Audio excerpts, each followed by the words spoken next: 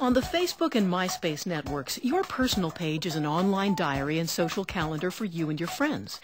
And everyone who wants to be your friend, from Reginald to Jeep to the Marines, has set up pages. It's a marketer's dream, but you have to find a way around those empowered consumers. I got to get the drawbridge to come down and be allowed to come in there. And once I'm allowed in there, then I've got a wonderful chance to market, because again, I'm marketing based on how you're thinking, feeling, and behaving versus the 30-second ad that's got to be one size fits all. The storyline there is there's no way I'm going to go out. Tony Chapman is a legend in advertising's new wave. He's the guy behind what looked like the coolest homemade video of last year. The bride with bad hair that became a pop culture sensation. Here she comes, the bride! Oh my God. Jody. Jody, what's wrong? Jody, what is wrong? It looks so bad! Whoa, whoa, oh my God. Look at my hair! You know, there's 300 shampoos out there, and you can't take your eye off the ball for a moment. Jody, I can fix this. Stop. Please don't cry. Stop crying. Can you please do some champagne? Just take a sip of the champagne. When a woman's getting married, the first thing how does my hair look, and how does my dress look? A distant third is the groom waiting for her at the end of the aisle. Can you please just, like, go away? Can you just go away, you guys? Can you just go away? Nothing except the hair hitting the floor was real about this home movie. The bride and her friends were actors. The video was the first step in the launch of Sunsilk shampoo. Its purpose? Create a new catchphrase. Wig out. Rather than sort of weaving it into a prime time 30-second ad, what we thought would be more magical is if we could take it not for prime time, seed it into our target's vernacular, so she'd start going, oh, you're wigging out. It worked. Within days, wig out was everywhere in the media. When that sort of became a common day expression, then we would bring in sort of the primetime campaign and going, wigging out? You need therapy, you need Sunsilk. I think that the Bridezilla episode kind of represents a sort of dark side of consumer-generated content, which is, you know, using, sort of tapping in to that urge to create content, but not sort of being frank about the fact that you're using it as a marketing channel. Why did I cut my hair? Why did you let me cut my hair? Chapman is unrepentant. How many times in our lifetime will we create or be presented with an insight as rich as wigging out?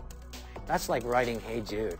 It actually really suits you. If you can get it on the digital world, though, you can go from 0 to 3 million downloads, and the topic of conversation in pop culture media consumed by it for 3 weeks for a $3,000 investment. That's pretty good marketing. Much and Sunsilk asked to see your worst hair wig out. Now And back at the Sunsilk campaign, involving people is the next step. Incentive? $10,000. Okay, it's not the Super Bowl, but hundreds entered. What we have to do now is narrow it down to 10. Let's just roll through them. So here's the first one. Fix Pretty Wig Dead, huh? Consumer in need of Sunsilk. Chapman's agency selects the finalists. Oh my God, what happened? She has some over-processed hair going there. This one's another candidate. Her face doesn't look like she's wigging out enough. I think what I love about this one is they actually took the time to learn about the advertising campaign. Oh, That's a good that's one. great. The coloring's even wrong. Oh my God. Oh my God. That's incredible. Here's a person that's feeling she's not ready to take on the world. We could probably do a wig out poster, wig out book with the top 12, because there's some great expressions in there. Yeah. Overnight, because of the digital world and the ease of the digital world, we suddenly had permission to create. Now, as a marketer, provide the tools in subtle suggestions that what you get back might be content that really does express your brand. It's all about sales, without a doubt. I mean, I think in any of these organizations, if they ever tell you it's anything other than sales, and they will tell you that, they're lying. Anyway, we're giving away $10,000 today on the show, as we said, and this past weekend there was a big competition going on called the Sunsilk Wig Out. And why are consumers jumping on board to sell things to themselves? I think attention is just, it's the great currency of our time. There's an attraction to this public sharing of the self. You know, we live in a media culture in which attention and celebrity is the greatest thing next to wealth, and maybe in some cases even better than wealth.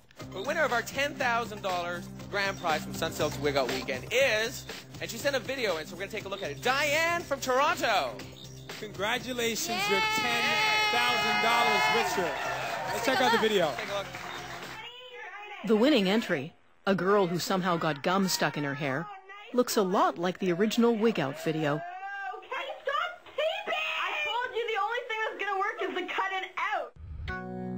Does user-generated content equal empowered consumers? Panya Wojcik doubts it, but thinks marketers are certainly onto a good thing. We have seen the advertiser in He Is Us.